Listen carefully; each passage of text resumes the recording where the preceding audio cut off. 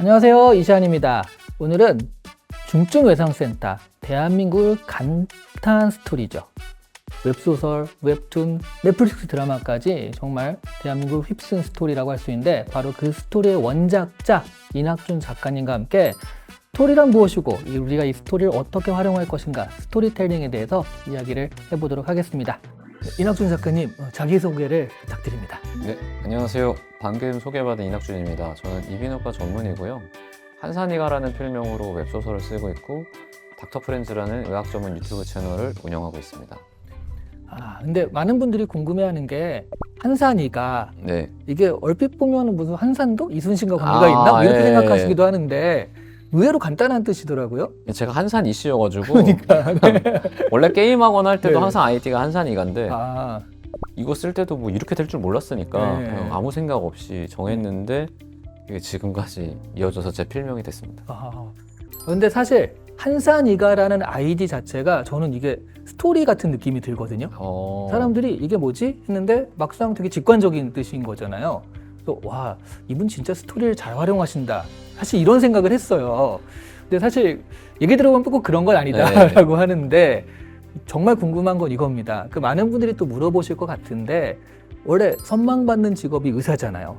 그 의사 되고 싶어서 뭐 그렇게 공부하고 막 대치동의 그 사교육 같은 경우도 다 의사를 향해서 달려가는데, 그거를 잠시 내려놓고 웹소설 작가의 길을 택했단 말이에요.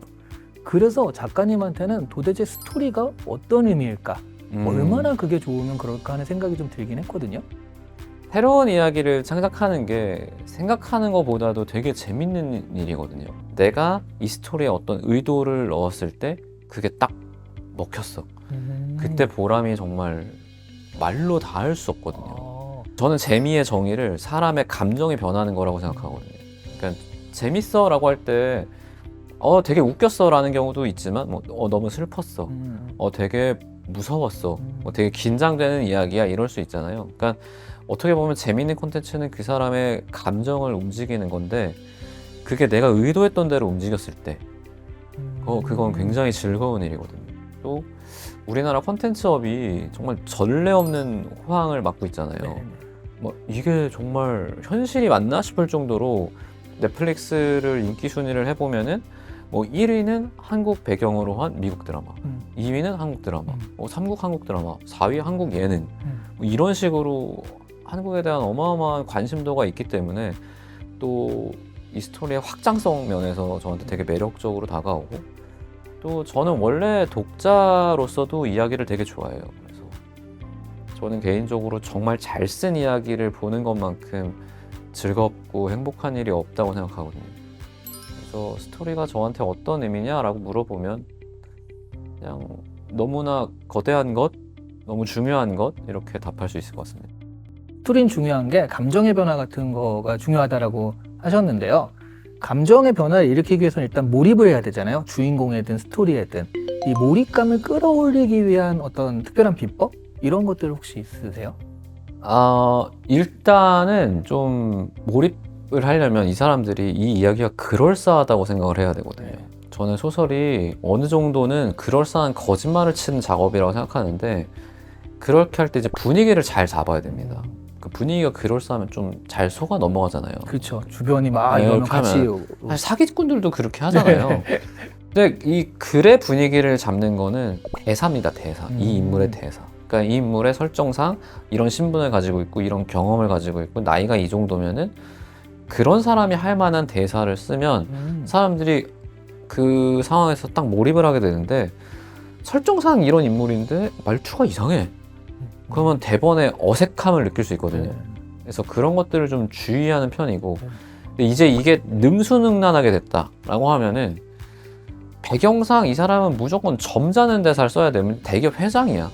근데 말투가 가벼워요. 근데 그거를 재밌게 쓸 수 있을 만큼 역량이 올라왔다. 그러면 그럴 때는 아이러니한 재미를 줄 수도 있는데 남발하면 안 되고 작품의 하나, 이 정도 캐릭터는 그 정도로 해서 좀 중요한 캐릭터를 그렇게 좀 반전미를 주면은 사람들이 좀 탁 이야기에 몰입하게 되는 것 같아요. 저는 클리셰적인 거를 아, 좀 많이 차용하는 편이에요. 그러니까 편하게 갈 수 있는 길이 있잖아요. 그러니까 네네. 우리가 대기업 회장이라고 하면 이러이러 할 것이다라고 을에 가지고 있는 이미지를 그대로 사용하면 되게 편합니다. 굳이 이렇게 고생 안 해도. 네. 그러니까 병원 원장님 예를 들면은 사실 병원 원장님들 다 좋은 분이고 투표 통해서 되는 분인데 그렇죠, 그렇죠. 네. 괜히 병원 원장님이라고 그러면 나쁜 사람 같잖아요. 네. 그리고 그분이 뭐 퍼트, 뭐 골프 퍼트 이렇게 한번 이렇게 닦아주거나 아니면 안에 물 한번 주고 잎 한번 닦아주면은 아 나쁜 놈이다라고 생각하니까 그런 이미지를 굳이 버리지 않는 거죠. 클리셰가 또 남발이 되면은 사람들이 재미없겠는데 이렇게 생각할 수 있잖아요. 그러면 되게 중요한 게 특히 이제 웹소설 독자들은 스킵을 해버릴 수 있거든요. 그러니까 처음에 좀 마음에 안 들고 처음에 좀 너무 뻔한 거 아니야? 이렇게 생각하고 확 스킵을 해버릴 수 있잖아요. 그래서 특별히 웹소설을 창작할 때 처음에 앞에 부분, 뭐 첫 30초 이 정도는 굉장히 대중들을 사로잡는 기법이 있어야 될 것 같거든요. 혹시 그런 거 있으실까요? 웹소설은 3화 안에 네. 휘어잡아야 된다라는 아. 말이 있습니다. 무조건 3화 안에 네. 휘어잡아라. 근데 그러려면은 사건을 설명하면 안 됩니다. 사건을 그냥 보여주는 거예요. 아우 지금 이러이러한 상황이고요. 이 캐릭터는 이겁니다. 라고 하는 대신에 그냥 이야기를 시작해버리는 거예요.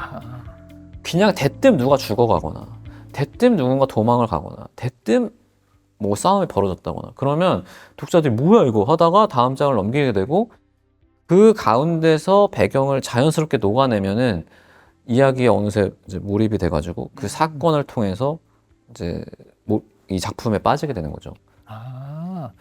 예전에 제가 그 대학생 때 좀 오래되긴 했지만 그때 굉장히 유명한 작가님이 오셔서 특강을 한 적이 있어요. 그러면서 내가 소설만 써가지고 먹고 살 수 있게 된 그 비결을 설명해 줄까? 한 200명 있었는데 소설로 먹고 살 애가 아무도 없었거든요. 근데 괜히 그렇게 얘기하니까 또 이렇게 귀가 솔깃해서 들었는데 되게 간단했어요. 물음표로 시작해라. 또각또각 누구의 발소리일까? 근데 거기다가 예쁨만 넣으면 확 그 눈이 간다는 거야. 또각또각 저 예쁜 여자는 왜 저길 걷고 있는 걸까? 이런 식으로 약간 좀 비슷하게 그렇죠. 물음표를 팍. 설명하는 대신 보여주는 거. 이거를 최근에 잘했던 게 범죄도시라고 생각을 하거든요. 네. 범죄도시 옛날 같았으면은 그럴싸한 사무실 차려놓고 네. 경찰이 장첸을 PR했을 거예요. 흑룡강성에서 들어온 누군데 큰일 났습니다. 뭐 누가 공항에서 찍었다는데 너무 잘 찍었고 뭐 이렇게. 근데 장첸 범죄도시에서 이름이 중반부에 나와요. 소개를 안 하고 그냥 보여줍니다. 이 사람이 어떤 사람인지. 그래서 그런 것들이 확 몰입감을 갖게 하는 거죠.